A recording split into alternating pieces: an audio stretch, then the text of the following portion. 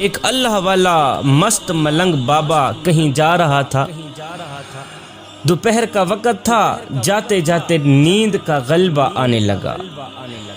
راستے میں ایک درخت آیا، ٹھنڈی ٹھنڈی ہوا چل رہی تھی۔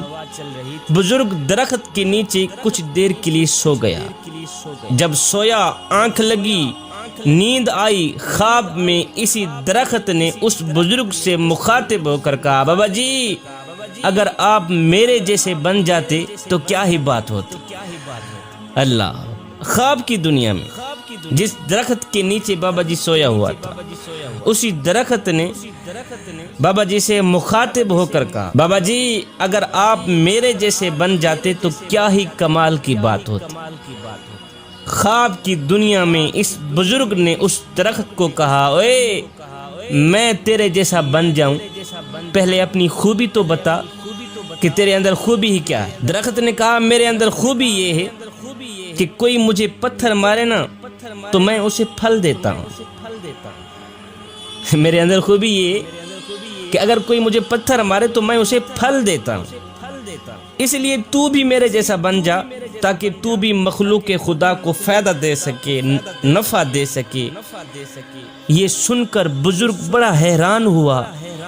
اللہ والا مست ملنگ بابا بڑا حیران ہوا، حیرانی کے عالم میں پوچھا کہ اے درخت، اگر تو اتنا ہی اچھا ہے تو پھر مجھے بتایا جائے کہ اللہ نے تجھے آگ کی غذا کیوں بنا دی، پھر تو جلتا کیوں ہے، لوگ تجھے آگ کے لیے استعمال کیوں کرتے ہیں؟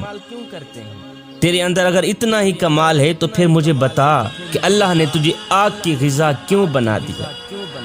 یہ سن کر درخت نے جواب دیا، بزرگو میرے اندر خوبی کے ساتھ ساتھ ایک بہت بڑی خامی ہے، جس خامی نے میری خوبی کا ستیہ ناز کیا ہوا، جس خامی نے میری خوبی پر پانی پھیرا ہوا، اور اللہ تعالیٰ کو میری یہ خامی اتنی ناپسند ہے، اتنی ناپسند ہے کہ اللہ نے مجھے آگ کی غذا بنا دی۔ بزرگ نے پوچھا، وہ کون سی خامی ہے؟ درخت نے کہا، بابا جی وہ خامی یہ ہے کہ جدھر کی ہوا چلتی ہے نا میں ادھر کو ہو جاتا ہوں۔ اللہ، بابا جی خامی یہ ہے کہ جدھر کی ہوا چلتی ہے نا میں ادھر ہی کو ہو جاتا ہوں۔ مطلب یہ ہوا کہ جدھر کی ہوا چلے ادھر کو ہونے والی، چاہے جان والی چیز ہو یا بے جان چیز ہو، اللہ تعالیٰ کو ناپسند ہے۔ اللہ تعالیٰ اسے جہنم کا ایندھن بنا دیتا ہے، جہنم میں ڈال دیتا ہے۔ جوانوں، ہماری صورتحال بھی اسی درخت سے ملتی جلتی ہے۔ ہم بھی کچھ ایسا ہی کر رہے ہیں کہ جدھر کی ہوا چلتی ہے ہم ادھر کو ہی ہو جاتے ہیں۔ ہم نام لیتے ہیں حسین کا، نقل کرتے ہیں یزید کی۔ ہمارے اوپر کوئی بھی شخص 10 منٹ لگا دے ہم اسی کے ہو جاتے ہیں۔ مسجد میں نماز پڑھنے کے لیے بھی چلے جاتے ہیں، پھر کسی کے کہنے پر کنجر خانے میں بھی چلے جاتے ہیں۔ ادھر کو بھی پورے ہیں، ادھر کو بھی پورے ہیں، جدھر کی ہوا چلے ہم ادھر کو ہی ہو جاتے ہیں۔ ہمارا تن مسجد میں ہوتا ہے، من یاروں کے پاس ہوتا ہے، کھڑے نماز میں ہوتے ہیں، ہماری یادیں دوستوں کے پاس ہوتی ہیں، ہمارا سر سجدے میں ہوتا ہے، ہماری سوچیں کاروبار کی طرف ہوتی ہیں۔ جوانوں، نماز میں بھی خالص بن جاؤ، رب کے عشق میں بھی خالص بن جاؤ۔ ادھر سے حضرت رابعہ بصری آ رہی تھی، ادھر سے ایک نوجوان جا رہا تھا۔ جب ایک دوسرے کے قریب آئے تو نوجوان نے کہا، رابعہ بصری میں تجھ سے بڑی محبت کرتا ہوں، تجھ سے بڑا عشق کرتا ہوں۔ رابعہ بصری نے کہا، اچھا تو مجھ سے بڑی محبت کرتا ہے، عشق کرتا ہے؟ اس نے کہا، ہاں میں تیرے ساتھ عشق کر بیٹھا ہوں، میں تجھے اپنانا چاہتا ہوں۔ رابعہ بصری نے کہا، اچھا اس طرح کر، میری ایک بہن ہے جو مجھ سے کہیں زیادہ خوبصورت ہے، میں چاہتی ہوں تو اسی سے ہی محبت کر لے، اسی سے ہی عشق کر لے، اسی کو ہی اپنا لے۔ اس نوجوان نے کہا تیری وہ خوبصورت بہن کہاں ہے؟ رابعہ بصری نے کہا وہ تیرے پیچھے کھڑی۔ اس نوجوان نے یک لس مڑ کر پیچھے دیکھا تو رابعہ بصری نے نوجوان کے منہ پر ایک تماچا مارا، کہا بدبخت انسان، محبت رابعہ بصری سے کرتا ہے تکتا غیروں کو ہے۔ ابھی ہو گیا ہے تیری محبت کا امتحان، تو محبت رابعہ بصری سے کرتا ہے، عشق رابعہ بصری سے کرتا ہے، تکتا غیروں کو ہے۔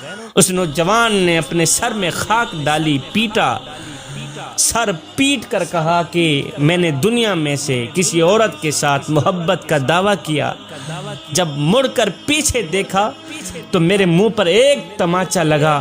کہتا ہے کتنا بدبخت ہوگا وہ انسان جو دعویٰ کرے رب کی محبت کا تکے غیروں کو، جو دعویٰ کرے رب کے عشق کا تکے غیروں کو۔ جوانو، نماز میں بھی خالص بن جاؤ، رب کے عشق اور معرفت الہی میں بھی خالص بن جاؤ۔ جب تم نماز میں، عشق میں، معرفت الہی میں خالص بن گئے تو پھر ایک لمحہ وہ بھی آنے والا ہے کہ اللہ خود فرمائے گا، وہ میرے بندے تو میرا ذکر زمین پہ بیٹھ کے کر، میں تیرا ذکر عرش بری پہ بیٹھ کے کرتا۔ تو میرا ذکر گنہگاروں کی صف میں بیٹھ کے کرے گا، بدکاروں کی صف میں بیٹھ کے کرے گا۔ جب میں تیرا ذکر کروں گا تو گنہگاروں کے صف میں بیٹھ کے نہیں کروں گا، بلکہ معصوم فرشتوں کی صف میں۔ جدھر کی ہوا چلے ادھر کو نہ ہو جایا کریں جوانو، ایک اللہ کے بن جاؤ، ایک اللہ کے بن جاؤ۔ جب تم ایک اللہ کے بن گئے پھر دنیا میں بھی کامیاب بن جاؤ گے، آخرت میں بھی کامیاب بن جاؤ گے۔ میرا اللہ قرآن کے اندر ارشاد فرماتا ہے، یا ایھا الذین آمنوا ادخلوا فی السلم کافہ، اے ایمان والو پورے کے پورے اسلام میں داخل ہو جاؤ، پورے کے پورے مکمل طور پر اسلام کے اندر داخل ہو جاؤ، یعنی آدھے تیتر اور آدھے بٹیر بن کر نہ رہو۔ اگر کردار یہی ہوا تو پھر مثال وہی ہوگی کہ دھوبی کا کتا، نہ گھر کا نہ گھاٹ کا۔